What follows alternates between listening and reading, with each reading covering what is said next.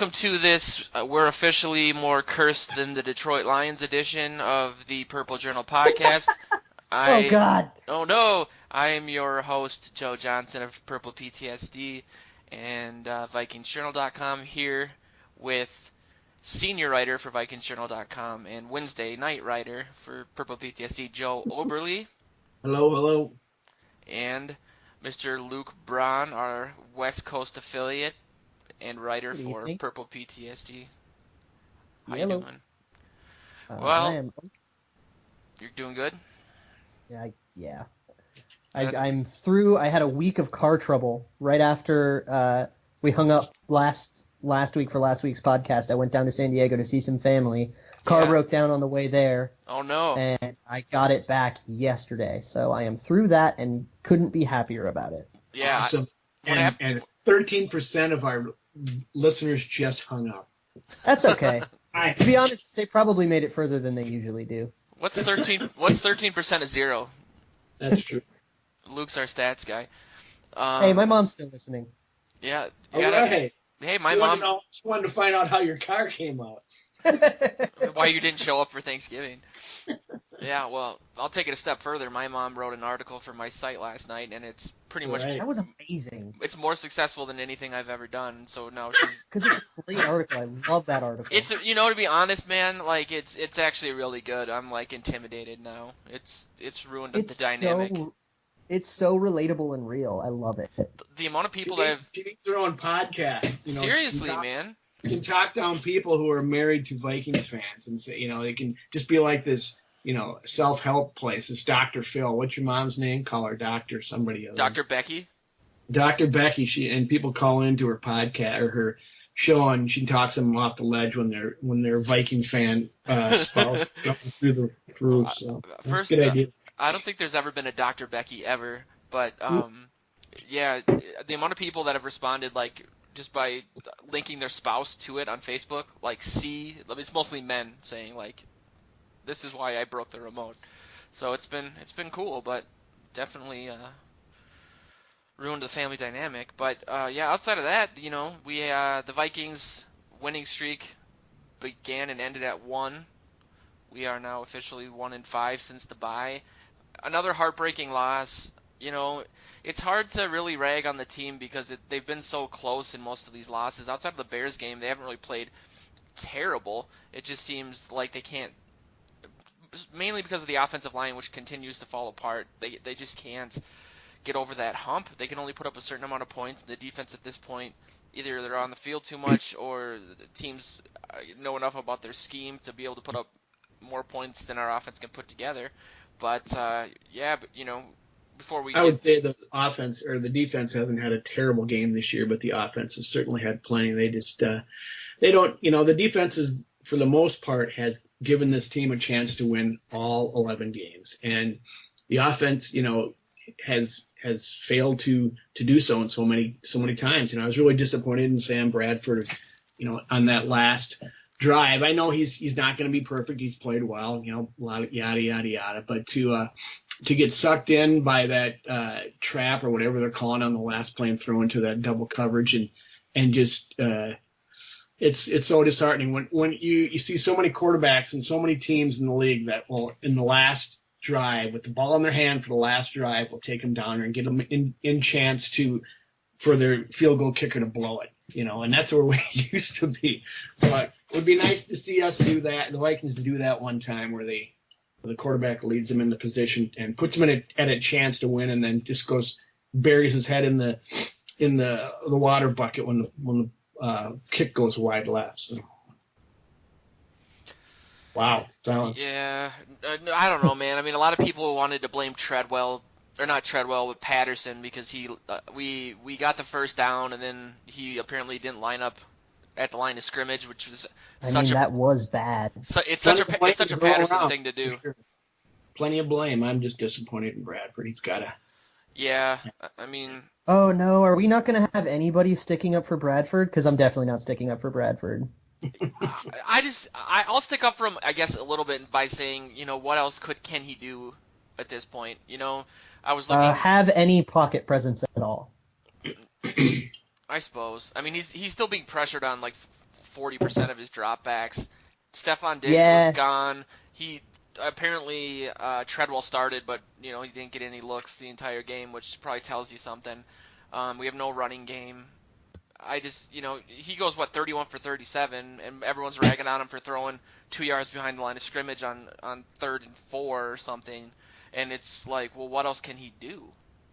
There's a couple reasons for how conservative we were. One of them was just Shermer calling extraordinarily conservative plays, and that's kind of what he does. It's what he did in St. Louis. It's what he did in Cleveland. It's not what he did in Philadelphia because he wasn't calling the plays. And that's just kind of what you get with Shermer. But Bradford was also definitely not holding on to the ball for long enough, and there were actually a few plays where Treadwell was wide open. Bradford didn't see him, checked down, even though he wasn't under pressure. Yeah. That interception, I would argue, is actually one of them. Yeah, I have that in my notes. That apparently, Yeah, I guess, or we'll get to that later, I guess. No, I mean we can talk about it right now. I guess I usually watch the game twice, which is I say that every week for whatever reason, but I just couldn't bring myself to watch this game again. I mean it's hard for me, especially with extended family over, to do my normal routine of crying openly. So I didn't really see the last play that well. I saw it and then you didn't want your dad to throw the remote again at me. I think it's time I tell you that's how my foot broke, but. We know it wasn't that cool. Wait, can I stop everything right now because something just broke What? 2 minutes ago? Coach Zimmer will have emergency eye surgery tonight and is questionable to show up tomorrow. Seriously, man, No way. what else can happen? I am not kidding you. Twitter's blowing up. The Shermer era begins. Oh my God, we're gonna have interim head coach Pat Shermer again. He keeps backing into opportunities he doesn't deserve. Story of my life, man. He's He's gonna be the next Jeff Fisher when Jeff Fisher eventually gets kicked out of the league.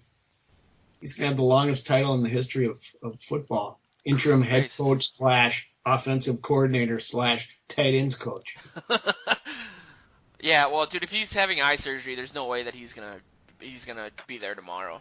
I mean, I don't see that happening. That's just, we're gonna get to the Dallas game, obviously, but that's just not. If he's what if not he there, shows up with an eye patch like a freaking pirate? That's legend status, man. That's like Bud Grant going out on the field in his beat short the Cowboys. T-shirt. And just, Oh my God, we're gonna get destroyed. Uh, Okay, sorry for derailing us. But No, that dude. literally just broke, and I had to share it. well, it's just at this point you're not even surprised. I live about a mile and a half from the airport, and I'm just waiting to see a purple and gold plane crash into Lake Nokomis at some point. But back to Bradford, I don't know, man. I just, especially with what you're saying about Shermer calling conservative plays, what else can he do? Granted, he probably is pretty gun shy at this point. He's been hit a lot. He is. He showed up on the injury report this week.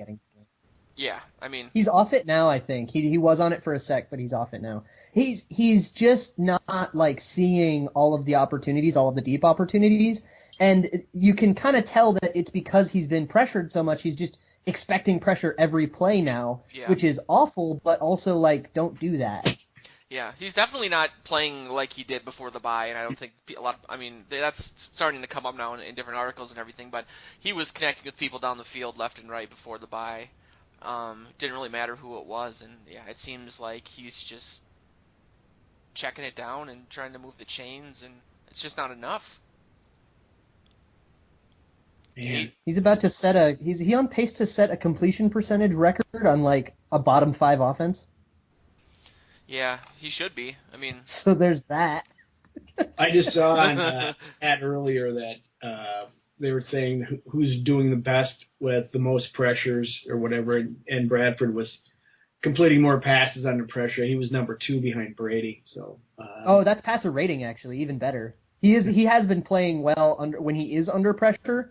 Part of that's just a high completion percentage does tend to inflate passer rating. Absolutely. And the lack of interception. Both of those things are good though, and should be rewarded. Yeah, the bad part was at the bottom of the list, not all the way at the bottom, but maybe did top 10 or 12 was Dak Prescott, who the Vikings are planning to pressure tomorrow, and if he's doing well under pressure, that's just not good. Yeah, they actually haven't been blitzed a lot, which is weird. He's a rookie. They haven't been blitzed a lot? No, teams have not been blitzing him. I think they've been trying to get pressure with 4, even though the Dallas line is amazing, and maybe just like try to cover the wide receivers and just like give up on trying to beat this offensive line and just like try to neutralize it by like not engaging it. I guess maybe that's the plan. I don't know. Which has surprised me why he was even in this top 10 of this list, because that's what I'd heard too. There's not that many people blitzing him, and maybe the Vikings will. Who knows? But. It did. I posted a couple things on Reddit this week. I like to go to like the other teams' websites and see what their analysis is of our team, just so you can get out of the bubble that is Vikings writerdom. And it did seem like they were worried about. They were basically saying that Dak Prescott hasn't faced a pass defense as good as the Vikings, and it's going to be a big test for him, and it could be something to worry about, and could be a trap game, so on and so forth. But now with Zimmer and his eye exploding, I don't know if that's really going to be the case. Can you imagine what this guy's going through? His team has imploded to a certain degree, and now he's having emergency eye surgery. I mean, anybody that has emergency eye surgery in their life under normal circumstances are losing it. Yeah. Guys got this season going on top. Oh, Jesus. He's had a rough go since he's got here, really. I mean, AP got suspended, and then AP came back and was being a prick about his contract.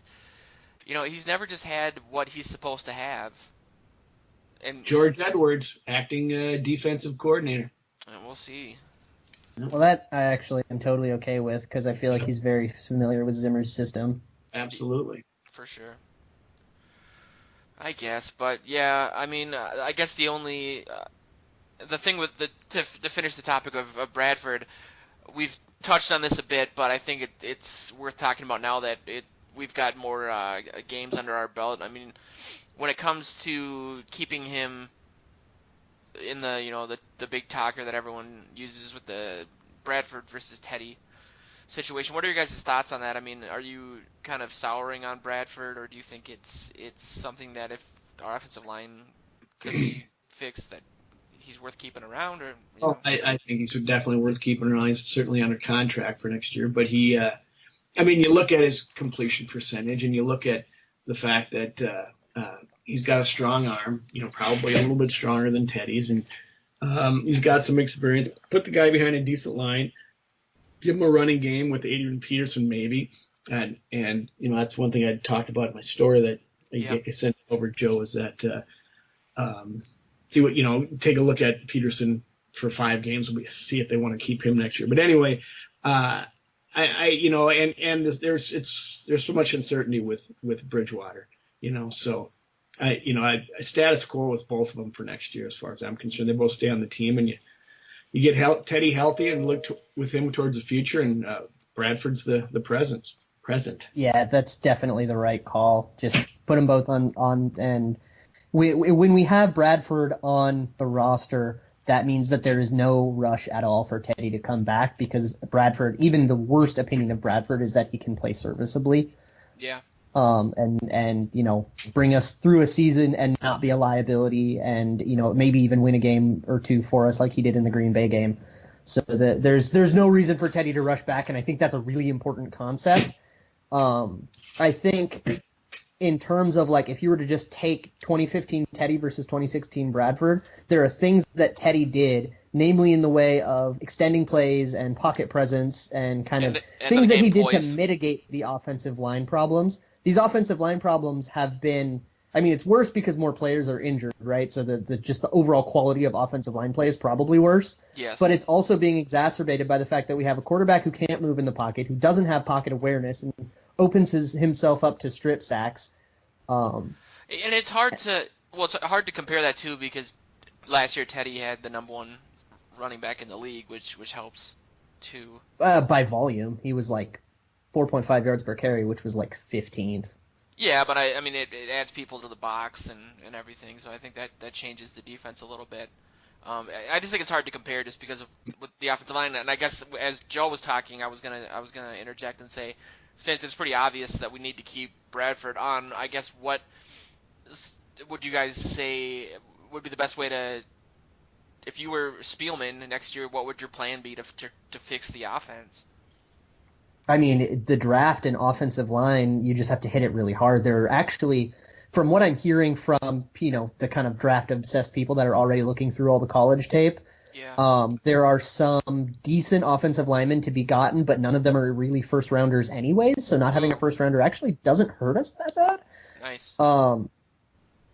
However, the way the draft works, guys that maybe are only worth second or third round picks in a regular draft might get inflated up where just because they're the best offensive linemen in the class. Yeah, supply and so demand. that might actually, yes, which is what happens with quarterbacks all the time, right? Yeah. So that might, hurt us a little bit more just because then we either have to trade up and try to get one, or we have to wait. Now we're getting third round guys in the second, and just the offensive line class is just bad for everybody. And there are also a couple free agents that are coming, although a few of them are already getting locked up, which blows.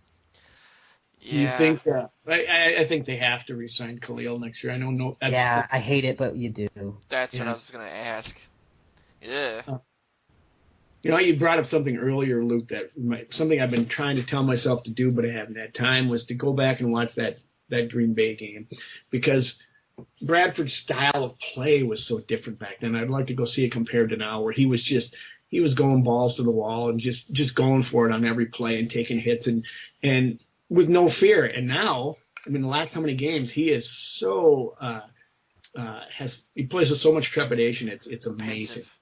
Yeah, he knows it's coming. He doesn't know when or where, but he knows it's eventual. And so it's like he's a completely different quarterback. He's still, completing passes at a high rate, but his whole attitude, he was like, I'm at this new team. I'm going for it now. This is my team, and I got to try not to get killed. I don't know. It's just a whole different. It was a few weeks ago. Do you remember we talked about the people online saying that Bradford shouldn't have stood in the pocket to pick up that first down because it didn't matter? And you guys laughed about it, and it was like, what a stupid take. That's I posted a video of Bradford. It looked like Farrat versus the Rams a few years ago, where he just stood in the pocket, got blasted, but got the ball out for a first down, and we were already up by a couple scores, so it didn't really matter. He's obviously not doing that anymore, and I don't know if that's something you can fix, especially at this point. I think we're underrating one factor in this, and that might be something the coaches are telling him to do, and I could totally see that being a Shermer thing, saying just get rid of the ball, don't take the hit, just get rid of the ball. Yeah, that's a good point. They don't want him to get injured, obviously, and it seems to be Shermer's MO everywhere he goes, so I don't know. Yeah. Something needs to change, and hopefully Diggs will be back. I think that's a good segue into what Joe mentioned. He wrote an article that'll be up after the podcast tonight on Purple PTSD about Adrian Peterson, and he's been running sprints and kind of showing up in the locker room more and more. So it's seeming like maybe he'll come back. Do we kind of latch our hopes to that, or in general, what do you guys think about the rest of the season? Obviously we're down by 2 games now to the Lions. Well, the take I was looking at, you got some problems with him coming back. A, it's going to take him a while to get back up. B, he's got to learn to play with Bradford. They've had a half a game together, and granted, he was in the off season trying to become a better shotgun running back, and he'll have to do that. But nothing changes quickly with him. So that would take some time. I'd love to see it. How it would change the way defenses play against the Vikings if they would stack the box, and then that opens things up for Bradford. I don't know. But the bottom line for me is they have to bring him back this year, and I hope they get 4 games with him maybe after this 10-day layoff after this game, so that they can look at what they've got left and determine what they're going to do with him next year, because $18 million against the salary cap next year is which we need that $18 million. Definitely. And so I think it is imperative that they get him out there as soon as possible, run his ass, and see what they got with him. There's no more protecting Adrian anymore, because you have to make decisions based on what he's got left and what he can do for you. And you won't know that by staring at each other across the negotiating table in the offseason. So get him out there. I agree with the idea of finding out what he can do. Obviously gathering as much information as possible is always going to be good. My expectations are at the floor, though. He's 31. He's going to be 32 next year. He's coming off a meniscus. That's his second knee injury. Coming back from the ACL was godly, right? That was amazing that he did that. He was also in his 20s. This is going to be a hard thing to do. And by the way, he wasn't playing that great when he started the season either. with a much better offensive line than whatever the shambles we have now. Yeah. I mean, he started last season pretty crappy too, and I lashed onto that as my delusional hope, I guess. But the line is just so terrible, and he's gonna be rusty. I mean, look how rusty he was last season, coming off the suspension. I mean, it's not the same amount of games, but it's close, and he didn't even know where to line up a few times, and looked pretty rough. So, especially with the type of offense we've been running and doing short passes, he obviously isn't the best pass-catching running back to ever play. So, I guess I'm hopeful just because it's any sort of change at this point to me is a positive. And like Joe said, he alters the passing game a little bit. Hopefully. Or if you're a defensive coordinator. Do you respect him if you're a defensive coordinator? He's coming off a torn knee and he was bad at the beginning of the year. I agree. I wouldn't. I would not stack the box because you only need to put 4 people in there to stop the Vikings running game. It's not necessary. Yeah, and plus, with how short every pass is, you can kind of keep guys up toward the line of scrimmage anyways to stop that, and then you're functionally have contingency against Adrian Peterson. Yeah. Yeah. Hey, I think after the Vikings lose, I mean, Zimmer doesn't coach tomorrow night. That hurts their chances even more. And it's time to get in Treadwell, time to see what you got. The division's not out of hand at that point, but still, you have to start be more forward-looking for these last 4 games. So I'd say get them in and see what you got. Go ahead. What happened, man? Like, I'm just sitting here like, what is going on? Just a few weeks ago, we were talking about freaking Super Bowl, and I just saw we still have a 56% chance to make the postseason. I guess man, September was so fun.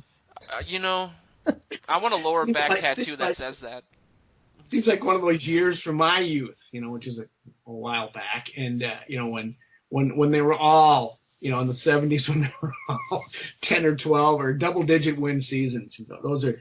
We're looking back longingly with nostalgia at September. That's what September. It seems that long ago. So. Before the bye, after the bye, I can't really believe it, man. And this, honestly, I did think that this was the year that they could make a run, just because I don't think there's that many great teams in the NFC, and that's probably why they still have a 56% chance to make it, even though they've lost. I mean, that doesn't. The whole division's bad.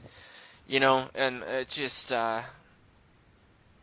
We got bad luck, man. I mean, what can you do? You can't really be mad at anybody when your offensive line continues to get hurt. You got Berger's going to be out. Easton's going to be playing. I mean, how many guys have we lost off the offensive line? Like 6? 7, I think. If you count, I mean, I guess a better way to count it would be like total games missed, but just in guys that have like missed a game or been injured or missed like part of a game. Boone's missed part of a game. We lost Khalil and Jake Long. Berger's now going to miss a game. Mike Harris counts. Smith. If you want to count Lodeholt, since we brought him into training camp, then he retired. Andre Smith, that would be 7, and then Sullivan. You can count Sullivan probably. Mike Harris. Sullivan we willfully cut though. Yeah. Like he didn't make the team. Mike Harris. She said yeah, I counted Mike Harris, so that would make 8. That's nuts. That is nuts. We brought 10 into training camp, and we have 2 of them left. What else do you want a front office to do? Exactly. 12 in? Like, that'd be irresponsible. I guess the only argument there would be that maybe they should have drafted people before the 4th round since 2012. I think they've drafted 11 linemen, and they've all been after the 4th round since they got Khalil in 2012. I looked that up, so it's probably wrong, but no, that's true. In this very most recent draft, I'm tempted to give the front office a pass because at our particular draft positions, there was nobody worth taking. We'd be sitting here with Jermaine Ifedi going like, glad we drafted someone. Is there anybody that was drafted before the Vikings drafted a lineman that's even playing, as a starter? I think Jermaine Ifedi is playing on the only offensive line that might be worse than ours in Seattle. Really? I'm gonna look this up. Are you talking about this year, Joe? Oh, Cody Whitehair. Cody Whitehair exists. We could have taken him instead of Mackenzie Alexander, I think. That's right. He started from day 1 in Chicago, right? Yeah. Yeah, on the interior where we haven't really had a problem until Berger went down. Yes. Yikes. Yeah, It's not for lack of trying. Exactly right. I mean, you can't fault a team for injuries. I mean, they asked the question of Zimmer the other day, why are these injuries happening? They were asking him before when everybody was pulling they were tearing a muscle in their chest. I can't remember the free weights thing. Yeah, and so they said they're not happening. He says it's not happening in the weight room. Well, these things happen. What are you going to do? I mean, I do think Jake Long backs up and his Achilles goes. Those things are bound to happen when you're 31 years old. That's exactly it. I think when you're bringing in like an Andre Smith, when you're picking up older guys that are free agents because you haven't drafted people, they're more likely to get injured. And then when you have to go to somebody out of desperation like Jake Long, who gets injured, and obviously he's been sitting on the couch for 10 months, he's going to get injured. You only have so many draft picks. I understand that, but I do think that there needs to be a different analysis of Spielman as this draft master that everyone talks to him about. I think he struggles. I think the Vikings as a whole, even before Spielman, they seem to draft a lot of southern wide receivers that don't pan out. I wrote an article about the SEC receivers that we've drafted in the last decade, and the best one is Jarius Wright, and there's been like 12. And it's like, how about you stop going to South Carolina for players and look at some Big Ten guys maybe? I don't know. I just that's my dad talking. Obviously, if you know my dad, which you guys don't, but I don't get the fixation on that. I've heard that it was a George Stewart is from South Carolina. There's some connection there where they keep going back for people, but makes sense. It's I mean, which conference they're in isn't the best draft indicator, like, on its own. Like, I get the idea of, like, hey, maybe not these small school guys anymore, but, like... I think there's some truth to it, though. I think that when you have a coach like Zimmer who really puts a lot of stock into how intelligent a player is, and you have a division like the SEC who's got really no educational standards versus, like, the Big Ten, that's part of it. And then, obviously, there's the quality of opponent play that helps. I mean, people are more pro ready that way. I seem to get a vibe from different schools that people don't they succeed more on talent than effort. You got like a lot of guys out of LSU kind of flame up because they don't try very hard. Jamarcus Russell, Stephon Diggs, he's a Big Ten receiver. Technically, yeah. Hey, yeah, Maryland, and he worked out great. I think we need to be careful not to be too like hindsight oriented when it comes to like draft evaluation, especially because like for the drafts that we're evaluating right now and really like taking the most issue with 2015 and 2016, like those players are sophomores at most or rookies, so evaluating them right now is irresponsible just in that regard. And going back, I mean, what did you not want Xavier Rhodes and Anthony Barr, even though he's having a down season? Like, there's no question he was a phenomenal pick. No, I definitely think that Eric Kendricks has been great. Like the players we've been getting are panning out. Like maybe we've drafted too many of them on the defense, but like we're getting what we paid for in a defense that even when it's struggling is like above average. No, I think that that's true, but you also have to have a balanced team, and when you're ignoring arguably the most important position on the team, it comes back to bite you, and then you have to overspend in free agency, and that's what's happened. And so, yeah, we are a defensive-oriented team, but we've gone for depth at the cornerback position maybe when we could have gone for, like you said, looking at hindsight the last two seasons, we can't evaluate anyone but like Willie Beavers because that's all we've taken. Yeah, so, I clamored for a lineman. I wrote so many stories for Vikings Journal that I couldn't even keep reading them myself. I was so sick of it about getting, 2 years of getting a lineman. But got to look back a little further. They got Khalil at the fourth overall pick, and could have had Jason Spriggs. And I am completely guilty here because I always write about taking skilled players in the first round. That's like I always resent taking linemen because it's not flashy and it's not fun, and I can't plug them into Madden and play or watch the computer play or whatever. So I'm as guilty as anyone. I just think that they're going to do it now, but it just seems like at this point we have to rebuild our entire offensive line, and that takes a long time, and that makes me worry about this window of opportunity that seems so wide open at the bye, and now it's like, what do we do? How do we fix it? We don't have a lot of cap space. Peterson is probably going to have to go if we're going to be looking at any of the offensive line free agents that you're talking about, Luke. It could have, but yeah, it's just a ton of bad luck. So it's hard to rag on him that much. I mean, Yeah, I mean, we lost this is 5 tackles. This is insane. It This really is ridiculous. is. So here I've got the draft pulled up and just the tackles of who was taken. So there are 4 tackles taken before we picked at all, which were kind of the big 4: Ronnie Stanley, Jack Conklin, Larry Tunsil, and Taylor Decker. The next tackle to be taken was Jason Spriggs, and I don't know, is he even starting? Did they move him to guard? I don't even know what's happening to him.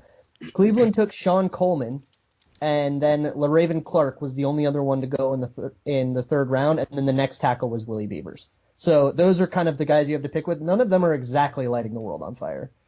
Yeah. Unless Larry Tunsil might be lighting a bong on fire, though. I wouldn't blame him. This ethereal concept of why didn't we draft more offensive linemen falls apart when you look at who was available. Don't draft bad players just because they're offensive linemen. No, you can't do that. Yeah, I don't think that this last draft is completely representative of the last 4 or 5 years, though. I think they protected themselves with free agents and linemen, and then went into the draft. So yeah, I can't blame them from this year. I was really disappointed the previous year when they didn't get one, get a good free agent lineman, and then they drafted Trey Waynes because I thought okay, offensive side this year you've got to, but whatever. And they did. I mean, to be honest, a fun hypothetical, a fun draft hypothetical. Last year, instead of Waynes, we could have picked Devontae Parker, who is now exploding in Miami. And Everyone then instead of Treadwell, we would have been able to take a cornerback. And by the way, we didn't need a quarterback last year, right? Because Trey Waynes barely played, so we wouldn't have missed out on that. We would have just had a Devontae Parker with Teddy chemistry. Yep. And available at our 23rd pick in the draft this year would have been William Jackson, who's playing for Cincinnati, Artie Burns, who's been okay, Mackenzie Alexander. We probably could have taken him then, and it would have been totally fine. Yeah.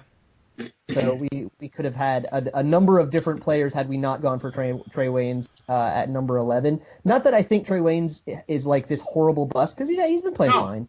I don't think but however, the cornerback position may not have been the position to address there. Yeah, and I can't say anything about that because you guys know my history with the Trey Waynes thing, but I was into Parker too. Obviously, he had the familiarity with Teddy, and that would have been really exciting. But we also could have taken Michael Thomas. Yeah, and that's who I wanted this year, to be honest. I mean, I wrote a lot of articles about that on Vikings Journal with a lot of graphs and stuff from Mock Draftable about Michael Thomas. But I'm biased. He's far and away the best rookie wide receiver in this class right now. For sure. In terms of how well he's producing. And he's in a good offense for that, obviously, and he's got a great quarterback thrown to him. But I guess I don't know, man. I'm depressed. Obviously, I don't know. I just feel like you're looking at next year. We don't have a first-round pick. We don't have a 4th-round pick. I keep hearing that we might trade up into the first round of the draft because we have a lot of picks. I don't know where those picks came from. Do we have multiple? Miami. Oh. We traded with Miami. I wrote on Purple PTSD when we did this how we totally fleeced Miami. We traded our 3rd for next year's 3rd and 4th, and basically any way you want to quantify the value of a draft pick, and there are a lot of different point systems out there that are based on different things, and pretty much every single one of them says that the deal we got was absurd. It's like the fantasy football draft I made for Ezekiel Elliott. Yes, it basically is. It was like that. Joe was sending me emails this week basically saying that our league is rigged because I have Le'Veon Bell and Ezekiel Elliott, and people should have vetoed those trades. Should have. I said, thank Luke. Hey, back in week whatever, Elliott and Todd Gurley were both upper echelon running backs. How did I know he was going to get himself Jeff Fishered? Yeah, dude. I mean, at the time, Gurley was quasi number 1 overall player. Everyone was saying I didn't have a lot of faith in him because of my bias. I also needed a quarterback, so I'm not too sad about that trade.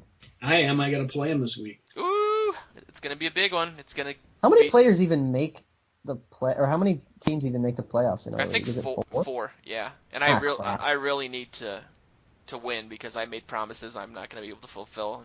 And now even Luke's mom has dropped off the podcast. Yeah, that's probably okay. I would understand if she did that.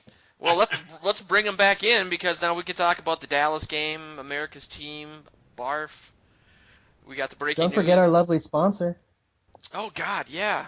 Look at me go. We do have a sponsor, or we used to.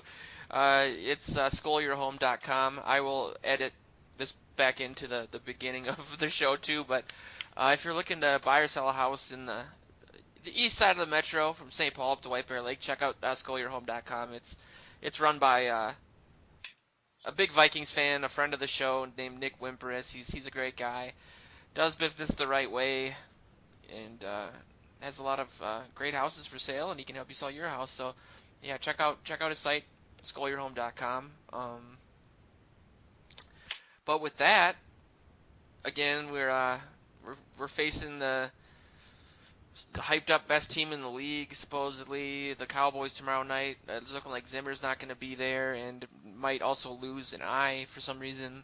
I can't believe that these words are coming out of my mouth. It's like, This is amazing. What is happening? We can add him to the list of people that we've now lost 2 coaches, 8 offensive linemen, a quarterback. Like, this is amazing. Oh my God, it's just nuts, man. He was supposed to have surgery on Friday, probably after the game, obviously, and something happened where he had to have it tonight at 9:30. That's crazy. That has to be extremely painful. Yeah, and concerning, you know. I mean, I can't even touch it. Yeah, I'm actually super worried that, like, if it had to be an emergency, that's probably really bad. Seriously, Yes. man. I mean, you know, he could lose sight in his eye, and he needs that as a coach. You know, this is like Jerry Kill all over again. You know, we get a good coach and something awful happens. It's just, that's gonna be, you know, I had a little bit of hope for whatever reason that maybe we could pull it together and take on Dallas. You know, we could talk about the keys to the game. I think Zimmer not being there is a big part of it. But like Luke, like you said, and you can expand on this, but Edwards knows the system really well. I don't know how much. Obviously, Zimmer calls the plays on defense, and I'm sure Edwards does a lot of game planning during the week. But you know, I think the biggest key for me is just bottling up Ezekiel Elliott as much as that'll hurt me playing Joe in fantasy football. I think that if we want to get pressure on Dak Prescott, which we should, like Joe said, he's a freaking rookie. Go for it. We need to bottle up Elliott, and that's kind of the key. But it's gonna be hard, obviously. Yeah, you know, I was counting on Zimmer being there to dial up some blitzes on this guy. You know, it didn't work. It worked for a while against what's his name, Carson Wentz, the rookie quarterback, and Zimmer. You know, he had all kinds of things in mind for this one, going back to play, you know, Dallas's old team, his first team. So it's you know, the key in a normal situation would have been, I think, for the Vikings offense against the Dallas defense. I think the Vikings defense will do well. They won't shut them down, but they'll slow down the Cowboys offense. But it's the Vikings offense being able to score some points on the Dallas defense, which isn't gangbusters. They're not bad, but they're not great. And horrible pass rush. Yes, you know, and so that gives them an opportunity to do something, and that's where I thought the game came down to, that matchup, because I thought, you know, the Vikings would draw but I still think we aren't doing predictions yet, but yeah, go ahead, Luke. I was just gonna say, Dallas has a terrible pass rush, and we have a terrible offensive line. So which unit sucks more? Probably ours. Yeah, I was just gonna say, does that matter if Bradford is dealing with the phantom pass rush anyway? Yeah, like if you have a bad pass rush, facing the Vikings is like an elixir for that. Yeah, well, we also said that facing the Detroit defense was an elixir for our offense, so. God, how bad can you be against like the worst or second worst defense in the league? That makes me so mad. What are you thinking? Okay, so matchups that I'm excited about. Yeah. Matchups that I'm excited about. Our defensive line against their offensive line is probably just like a matchup that's good for football. Like, that's amazing. Like, our defensive line has been phenomenal at generating pressure, even though they haven't gotten sacks in some games and they haven't been getting home with it. They've been disrupting plays, which is all you can really ask, right? Like, that's plenty good, and they've had plenty of an impact on the game, playing as a very good to even like top in the league unit. And then Dallas's offensive line is like super storied, and like we know that they're one of the best in the league too, so that's really fun. I'm also really excited to watch Des Bryant versus Xavier Rhodes. That is an Yeah. awesome matchup. Like that is so much fun. Definitely. And then like we already brought up, the battle in the trenches on the other side of the ball, which is just like the opposite, where it's just like two really bad units seeing which one can get healthy, which is probably going to be theirs because our offensive line is decimated and running out of warm bodies. Yeah. I haven't been able to bring myself to watch any Cowboys games because outside of the Packers, I loathe them more than any other team, even more than the Saints. Oh, really? And that's sad because I used to have a Cowboys starter jacket back when people were getting stabbed for starter jackets, and I loved Emmitt Smith growing up, and I think that's why my dad didn't like me for so many years. But is Dak Prescott a mobile sort of quarterback? I mean, Yes. yeah, okay, because it just seems like with our Kind of like Teddy though. He doesn't rely on it, but he can. Okay. Correct. I don't know, man. Yeah, no, he's getting the ball quick. He's not making bad decisions with it when he does so. He's not getting pressured like Bradford is, but he's playing above his rookie status because partially is because it hasn't faced a real tough defensive front like he's going to get on Thursday. That's part of the deal, but he's also got poise back there, which just amazes you when you see it. It would be nice to see the Vikings make him nervous, make him pressured a little bit. That could change things, but then all he has to do is hand off to Zeke all day long and look out. Yeah, Zeke's gonna destroy us. Yeah, man. He's so freaking good. Like it's amazing. He's Adrian Peterson reincarnate. Yeah, their rookie stats are like hilariously close. Yeah, he's got like 1,200 yards already. He's 11 within a yard. touchdowns. I think he's within like a yard or two, and like within one touchdown of where Adrian Peterson was through this many games in his rookie season. It's like amazing. Well, to be fair though, back in that day, Childress was a moron and he would only play AP for like a half. I don't remember that, but I Don't believe you. No, he would. I mean, AP would come in for a half, light it up, and then he would disappear in the second half, and then everyone would rag on him and on Childress, and he'd be like, well, he's a rookie and he's got to learn and blah blah blah.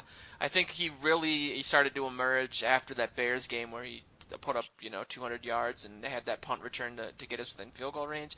But as I remember, and Joe, you probably remember this better than I do, but Childress would not play him for. I was mad that he didn't let him have one more carry to get 6 yards and go over 300 on that against the San Diego Chargers right after that Bears game when he set the single game rushing record. By It's like, a yard. That's Childress for you. He's overthinking it. Yep. He Childress, the guy who Pat Shurmur trusted to run his offense a few years ago. Oh God. There's got to be money involved in that transaction. They're both Andy Reid guys. Yeah. I am the walrus. Well, we'll get into predictions. I can go first just because no one cares about predictions, but I do think it'll be close. I think playing at home is important. Cheryl's is going to be out, which kind of sucks because if we're going to have any chance, we're going to have to score the special teams and defense at least once. Biggs is out, Newman is out. I haven't been to the new stadium yet because my foot obviously exploded, but I haven't really asked this to anybody who's been there. But Joe, what is the sound like there versus the Metrodome, if you can tell?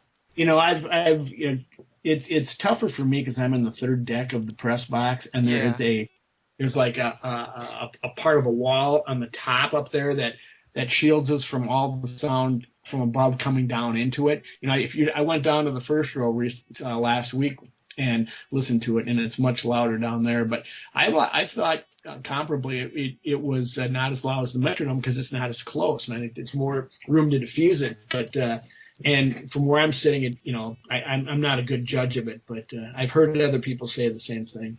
Yeah, my buddy who sat in the club, I posted a bunch of pictures a couple days ago on Purple PTSD, and he said it's nowhere near as loud as the Metrodome, and it seems like the field's a lot farther away from the stands, is what I think you were talking about. But anyway, back to predictions. I do think we're going to lose, but I think it'll be close. I guess I would say probably 20 to 14, and we'll have a drive at the end of the game that we can tie it up or go ahead, and we just won't.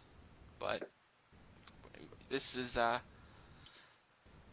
games left. This is the hardest one, so I just don't see it happening. But yeah, Luke, what do you think? We're not winning this game. Like we can. There are a bunch of like kind of ethereal reasons to be like, well, everything is stacked against us, so like clearly this will be the game that we play well, kind of like Arizona last year. But like realistically, I cannot responsibly predict us to like win this game. Like there's nothing going for us. Ezekiel Elliott's going to crush our defense. Our biggest defensive strength is probably our defensive line, and they have the best unit at stopping that. Our offensive line is not going to be able to take advantage of the opportunity that we do have to beat them. And they have Dak Prescott playing like a top 5 or top 10 quarterback in the league in his rookie year, and Sam Bradford is not willing to throw the ball more than 5 yards. I want to say 31-16. I just don't even see our offense being able to put together more than one touchdown drive. Like, it's just, we're bad. Our team is bad. We're not going to win this game. They had Slim and no chance to win this game, and Slim just left the room with Zimmer's eye surgery. So,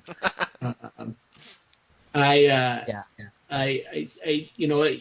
was going to be a lot of emotion. There's going to be the back against the wall. The Vikings. That this is, it's going to be in their home place on Thursday Night Football, much like when they opened it against the Packers on Sunday night. There's going to be a lot of excitement, a lot of emotion, a lot of fired up players to change this course of things. You got maybe then you get you rattle a rookie quarterback and a rookie running back who come just a little bit overwhelmed, maybe, but no, I don't see it happening. I just see that the Vikings will hang in there. Their defense will slow down Dallas a little bit, but the Vikings offense cannot generate enough points to stay with what they will give up. I got 27-20 Dallas.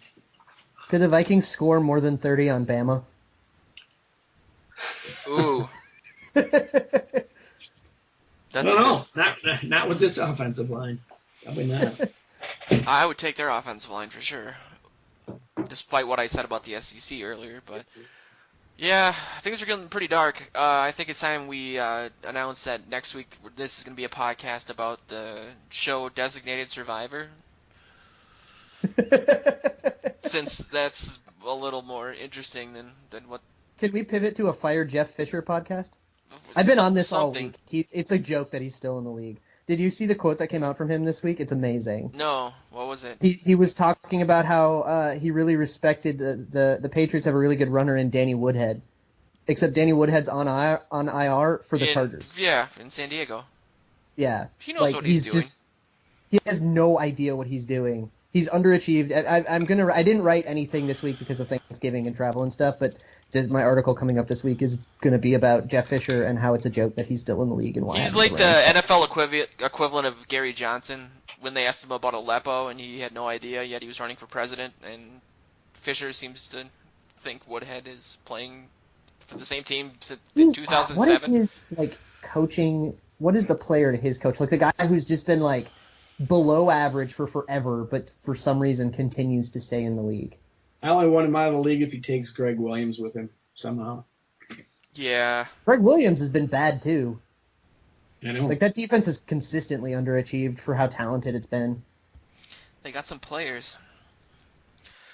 Well, Christ. Yeah.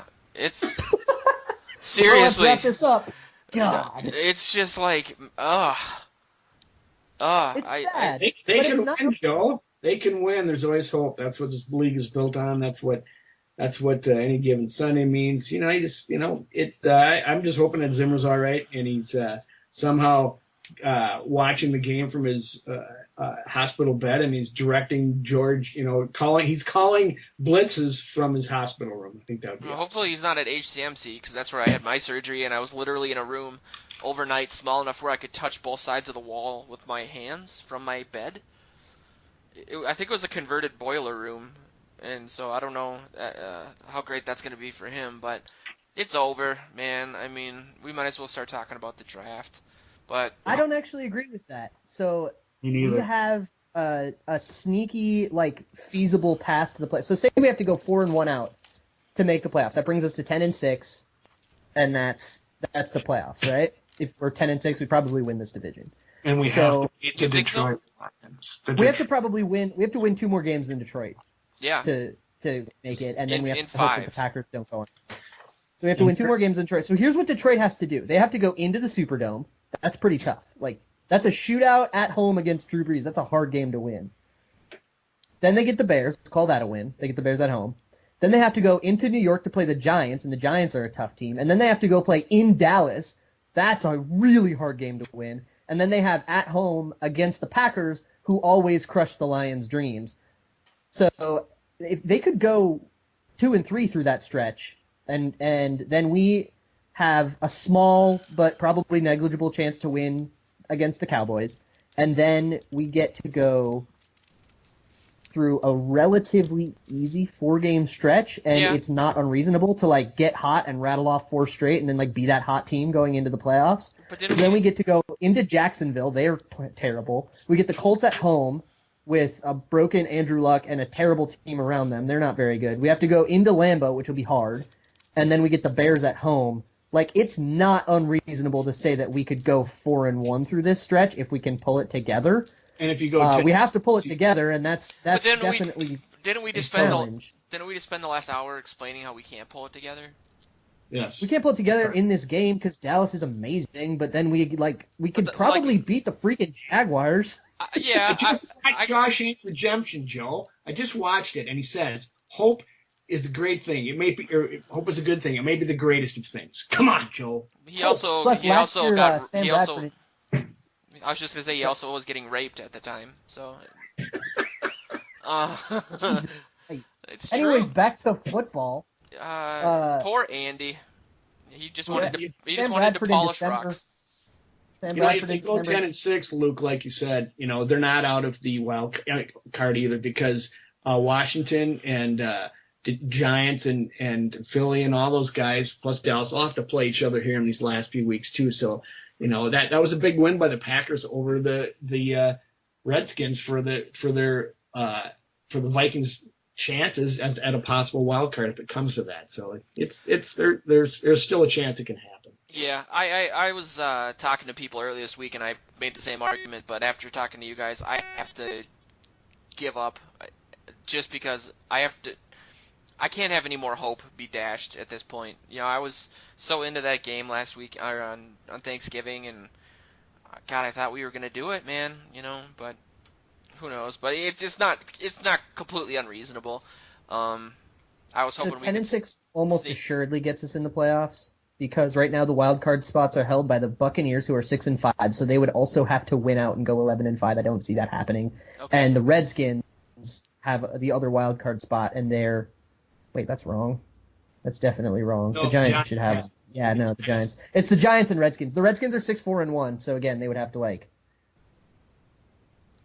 they have 2 games to give, and the Giants probably have 10-6 probably wins us this division though.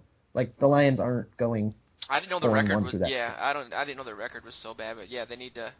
Those tiebreakers are gonna be rough, and God, both those games were so damn close. Ugh. But I was anyway, spending the whole weekend with my dad, and he was just lamenting, did we really just get swept by the Lions in 2 games we should have won? Oh my God! He was lamenting it for days. it's just awful.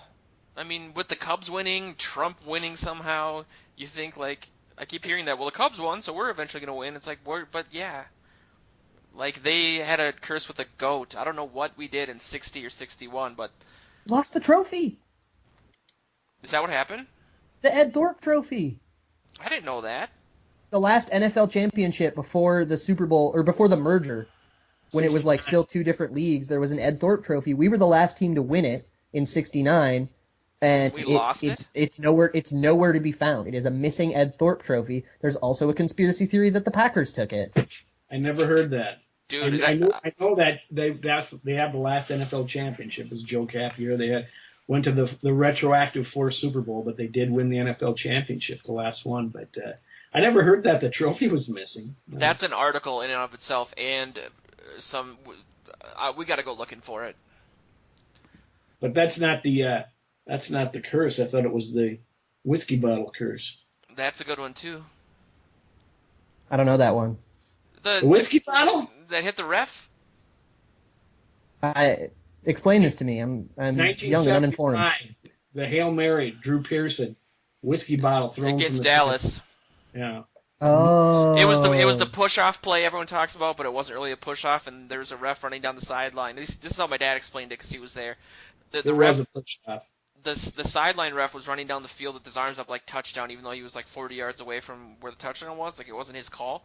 And somebody from the stands whipped a whiskey bottle, like sidearm, and hit him right in the head and knocked him out. Wow. And that was the one? Good God. I just met somebody. Oh my God. I didn't know about I knew about the push-up. I didn't know about the whiskey bottle. Yeah. It's referenced in my mom's article in the beginning too. I know the guy who did it. That's it. I was gonna say I thought I met somebody. I remember at the Mermaid we were talking about that, and somebody I thought I knew someone that knew the guy that actually did it. He was the goalie for my brother's hockey team. There you go. My brother was at the game, sitting with him, said he saw him throw the bottle and he thought it hit him, and this guy was actually pinned for it, and he admitted to throwing a bottle. He says, I don't know if it hit him, but my brother contends that it did. So that's breaking news, man, and we're burying it at the hour and 10-minute mark. That's like been a mystery for 40 years. Look at us, breaking news on the Purple Journal podcast. But people are going to listen to this on Friday and be like, these guys are idiots. Bob Lurcham also told me that he was held like crazy on that same play. And if you go back and look at the clip of it, his jersey is stretched so far. They didn't call on the Hail Mary pass. So there was so much wrong with that win for them. Of course, that's what everybody says was the Vikings' best year. They had their best team that year. And the Dallas went on to win the Super Bowl. So it's going to go in my off-season series that I'm currently preparing to write, which is the unlucky 13 bad things to happen to the Minnesota Vikings. Ooh, that's one of them. We got to get Mark Craig on this podcast. He's got that 100 things you're supposed to know to be a Vikings or before you die as a Vikings fan, and he just wrote that book. It came out. We'll get him on here talking about. I would love to talk to him about that book. Oh, absolutely. We'll get him on here. That'd be fantastic. Yep. Well, we'll aim for that, and try to get Nick Swartzen on too. I'm still working on that, but for those that are listening, that we're looking forward to that. That's still a really strong possibility. So if not, next week my mom will probably take over the podcast, and she's better at this than me apparently. But other than that, any final thoughts, fellas, before we cry ourselves to sleep / drink ourselves to sleep? Hashtag throw at Laquan Treadwell when he's open. Got to beat those boys, and good luck, Zim, on your surgery, man. Yeah. Yeah, Godspeed. That's so freaking scary. All right, well, with that, we will check in with you guys next week. This has been the Purple Journal podcast brought to you by SkullYourHome.com, VikingsJournal.com, and PurplePTSD.com.